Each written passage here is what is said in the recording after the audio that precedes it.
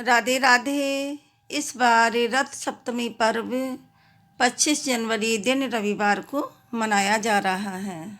धार्मिक शास्त्रों के अनुसार रथ सप्तमी का त्यौहार सूर्य जयंती के रूप में मनाया जाता है। इसी दिन सूर्यदेव भगवान 7 घोड़ों के रथ पर सवार होकर प्रकट हुए थे।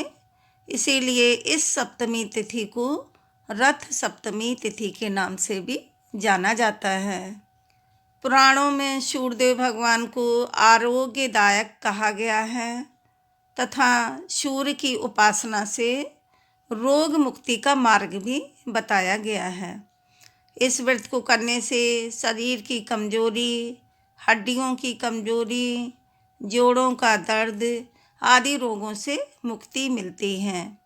इतना ही नहीं, भगवान सूर्य की ओर अपना मुख करके सूर्य स्तुति करने से चर्म रोग जैसे गंभीर रोग भी नष्ट हो जाते हैं।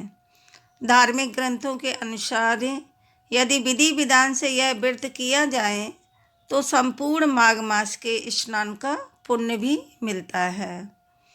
रथ सप्तमी यानी माघ शुक्ल सप्तमी से संबंधित कथा का उल्लेख पौराणिक ग्रंथों में भी मिलता है।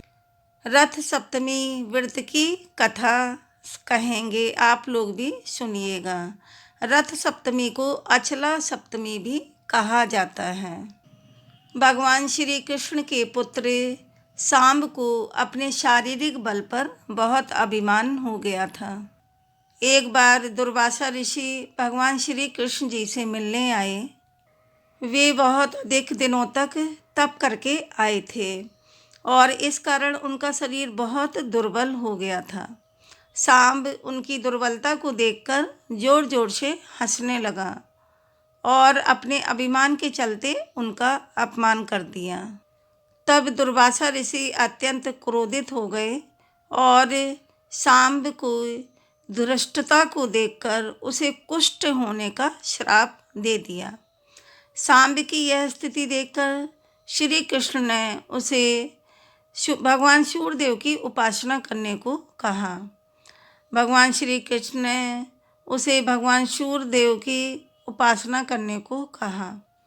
पिता की आज्ञा मानकर सांब ने भगवान सूर्यदेव की आराधना करना प्रारंभ किया, जिसके फलस्वरूप कुछ ही समय पश्चात उसे कुष्ठ रोग से मुक्ति हो गई और सूर्यदेव भगवान का व्रत करने और सूर्यदेव के प्रति अटूट भक्ति के फलस्वरूप सांब एक बार फिर अपनी सुंदर और आकर्षक काया को प्राप्त किया। अतः जो श्रद्धालु सप्तमी के दिन भगवान सूर्यदेव की आराधना विधिवत तरीके से करते हैं, उन्हें आरोग्य, पुत्र और धन की प्राप्ति होती है। रथ सप्तमी की दूसरी कथा। माघी सप्तमी या रथ सप्तमी की एक अन्य कथा के अनुसार एक गणिका नाम की महिला ने अपने पूरे जीवन में कभी कोई दान पुण्य का कार्य नहीं किया था।